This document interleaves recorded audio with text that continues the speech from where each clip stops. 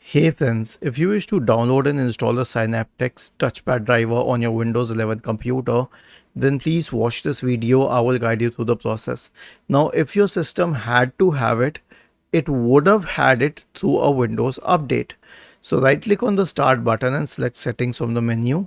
Then go to the Windows Update tab on the list on the left hand side. Select Advanced Options in the right pane. Select Optional Updates and install all the optional updates. Go to the Windows Update page and click on Check for Updates. The next solution will be to install it from the manufacturer's website. So go to the Synaptics Touchpad driver website. Okay.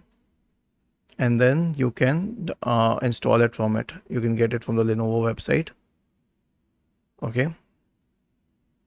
And then you can check the latest options which are downloadable, like this one, the Synaptics touchpad drivers.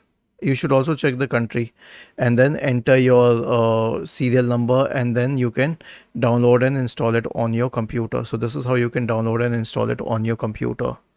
Was this helpful? If yes, then please subscribe to the channel. If not, then let us know in the comment section of the video on how we could help you further. Thank you for watching this video and have a nice day.